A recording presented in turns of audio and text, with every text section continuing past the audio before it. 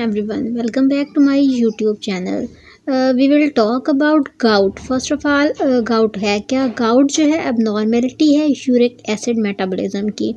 Uric acid का metabolism जब normal नहीं होता तब जो है क्या होता है, उसकी अकोमुलेशन होना शुरू होती है. अब किसी भी चीज़ की अगर इश्यूज़ हैं तो दो फॉर्म में हो सकते हैं, या उसकी जो है एक्सेस क्वांटिटी होगी या फिर उसकी डिक्रीज्ड होगी. तो यहाँ पर हम यूरिक एसिड की डिपोजिशन के बारे में पढ़ रहे हैं, उसकी अकोमुलेशन हो जाती है. तो गाउट एक इम्पॉर्टेंट टॉपिक है, अक्सर जो है पेपर में आता है as scenario based question, as long question, as short question in the form of MCQs each and everything as well as viva point of view.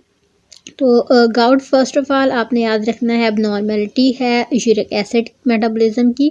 As a result जो है sodium urate crystals की deposition हो जाती है. अब वो जो sodium urate crystals होते हैं वो डेपोजिट कहाँ कहाँ पर होते हैं, वो जो है गाउटी अर्थराइटिस कॉज करते हैं जॉइंट में डिपॉजिट होके, सॉफ्ट टिश्यू में होकर टोफाई कॉज करते हैं, टिनोसाइनोवाइटिस कॉज करते हैं, यूरिनरी ट्रैक में होकर यूरेट स्ट्रोन्स कॉज करते हैं. ये तीन उनकी बेसिक जो है प्लेसेस हैं. ये डिजीज़ जो है 9 times more common in man as compared to women. Peak age 45, मतलब सबसे ज़्यादा जो है 45 ईयर्स और इससे अबव के जो है मेल्स इस पर अफेक्टेड होते हैं. ये ज़्यादातर गर्ल्स फीमेल को वुमेन को नहीं होती. ये जो है 45 ईयर्स और उसके अबव एज के मेन को ज़्यादातर होती है. इसकी पैथोजेनेसिस हम पहले डेफिनेशन में ही देख चुके हैं कि uric acid metabolism disturbance and deposition of sodium urate crystals and then deposit in urinary tract, soft tissue and joints. अब यहाँ से हम देख लेते हैं, यहाँ पर लिखा हुआ है biochemical abnormality is hyperuricemia resulting from under excretion and over development of uric acid.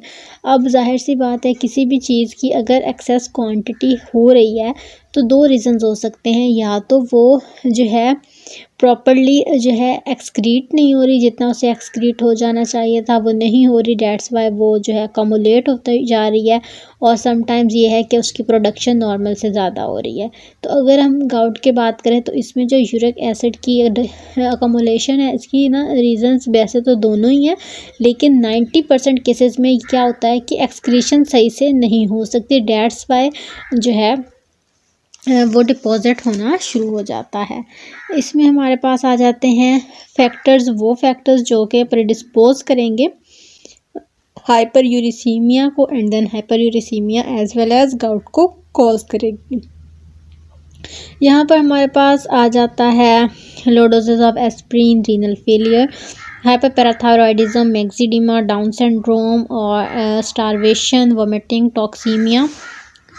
Type 1 glycogen storage disease, unidentified inherited defect, और इसके साथ ही स्टारवेशन और एक्सरसाइज और ये सारा कुछ भी आ जाता है. देन हमारे पास यहाँ पर आ जाता है कि अब वो देखना है कि हमने यही बताया कि दो रीज़न्स हैं, या तो एक्सक्रीशन सही नहीं हो रही या फिर जो है प्रोडक्शन जो है ज़्यादा हो रही है. प्रोडक्शन 10% ही रीज़न बन रही थी, लेकिन फिर भी उसके कॉजेज़ देख लेते हैं.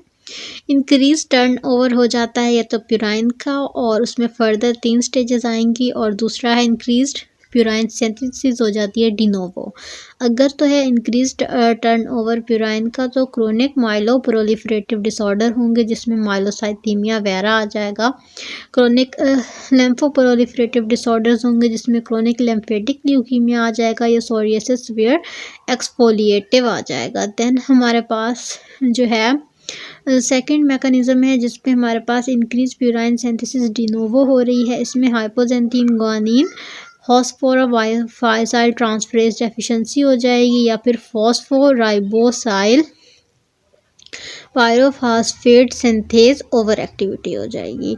ये third one is glucose 6 phosphate की डेफिशिएंसी हो जाएगी. अब क्लिनिकल फीचर्स इसमें यही आ जाएंगे एक्यूट गाउटी आर्थराइटिस में कि जो है अबव 40 ईयर्स एज के जो है मैन ज़्यादातर अफेक्टेड होते हैं, और इसमें जो है usually 20 to 30 years of sustained hyperuricemia. इसमें जो सबसे ज़्यादा इन्वॉल्वमेंट होती है जिसका डायग्नोजिंग पॉइंट है वो है बिग टो. इस इसमें को हम पेडोग्रा भी कहते हैं, जो कि मोबाइल की स्क्रीन पर आपको इस वक्त शो हो रहा है। बाकी सारे एज इट इज़ सेम ही जो हम पहले पढ़ते आए हैं। तो यहाँ तक अगर आपको कोई भी इशू हो तो आपने ज़रूर पूछ लेना है। आज के लिए इतना ही, इजाज़त चाहूँगी। अल्लाह हाफिज़।